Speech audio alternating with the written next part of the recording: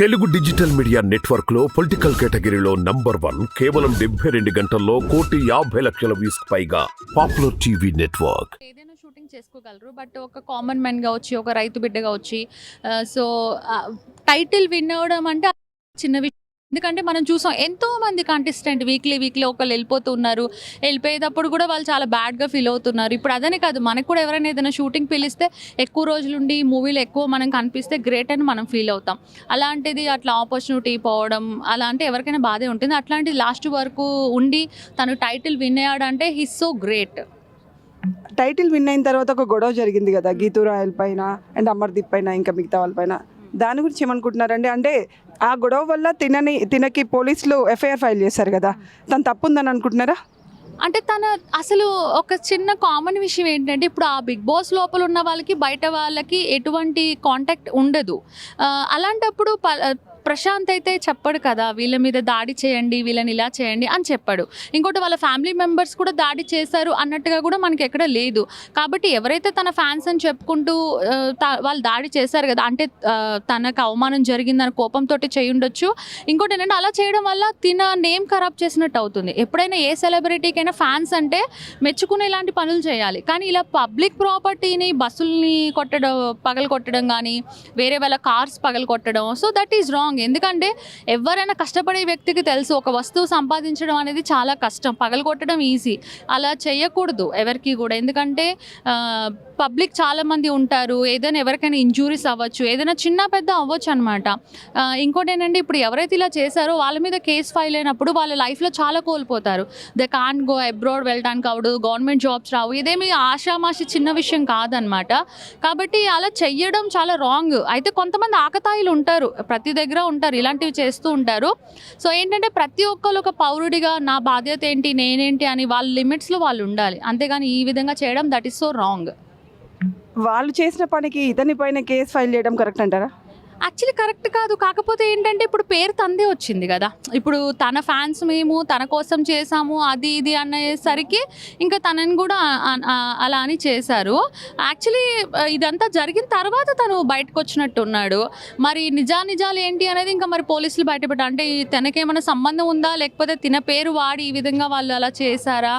ఏదేమైనా కూడా అండి, ఇప్పుడు చూడండి సోషల్ మీడియాలో కానీ టీవీ ఛానల్స్లో ఏం చెప్తున్నారంటే అసలు ఈ బిగ్ బాస్ షోనే బ్యాన్ చేయాలి, దీనివల్ల ఇదంతా జరిగింది కదా అనేసి అంటున్నారు. ఎందుకంటే ఇప్పుడు బిగ్ బాస్ వల్ల చాలామందికి ఫేమ్ వస్తుంది, చాలామందికి లైఫ్ వస్తుంది. బట్ ఇలాంటి ఎవరెవరు చేసిన పనుల వల్ల ఏంటంటే ఇవాళ రోజున ఇప్పుడు ఈ ఎగ్జాంపుల్ నేను ఉన్నాను, మాలాంటి చాలామంది యూట్యూబర్స్ ఆర్టిస్టులు ఉన్నారు.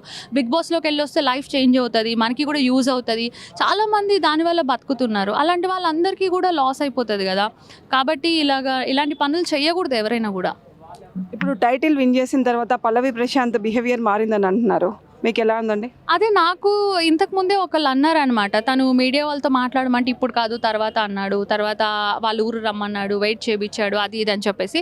బట్ వాళ్ళ ఫాదర్ వాళ్ళ ఇంట్లోనే ఒక ఛానల్ వాళ్ళతో మాట్లాడుతున్న వీడియో అయితే నేను ఒకటి చూశాను. ఎవరైనా కూడా సెలబ్రిటీ ఇప్పుడు అసలు బిగ్ బాస్కి వెళ్ళేది ఇదంతా దేనికంటే ఫేమ్ అవడానికి. అలాంటప్పుడు నీకు ఆ ఫేమ్ వచ్చింది, నువ్వు విన్నర్ అయినప్పుడు you have so many responsibilities. నువ్వు రెస్ట్ లేకుండా అందరితో మాట్లాడాల్సి వస్తుంది, అడిగిన వాళ్ళందరితో అన్ని మీడియా ఛానల్స్తో మాట్లాడాలి, ఇవన్నీ ఉంటుంది.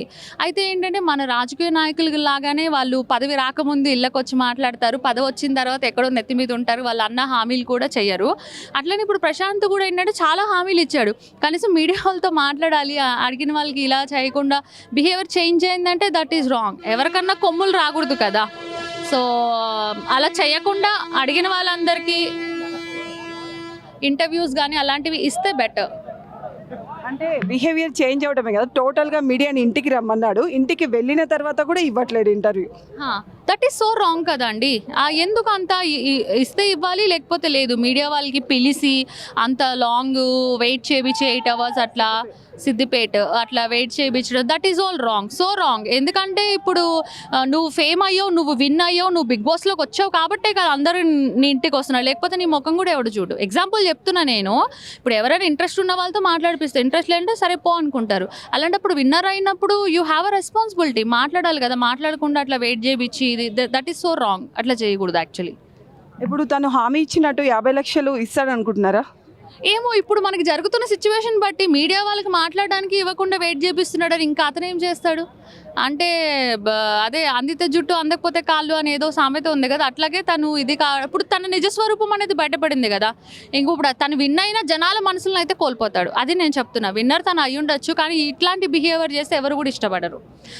వచ్చేట్లే కానీ వేస్ట్ ఫెలో ఇట్లానే మాట్లాడతారు. నేనైతే బయటికి చెప్తున్నా, అందరు చెప్పకపోవచ్చు. సో అట్లా బట్ అంత పొగరు ఉండకూడదు అట్లా. మీకు ఛాన్స్ వస్తే వెళ్తారండి బిగ్ బాస్కి? అయ్యో ఖచ్చితంగా అండి. ఈవెన్ నేనే కాదు, ఎనీ ఆర్టిస్ట్ వస్తే వెళ్ళాలని అనుకుంటారు, లాస్ట్ దాకా ఉండాలనుకుంటారు, టాప్ 5 విన్నర్ అన్నీ అనుకుంటారు. కానీ నాగార్జున గారు మరి పిలవాలి కదా. సో ఖచ్చితంగా వస్తే వెళ్తాను ఖచ్చితంగా. Okay, all the best Swathi గారు.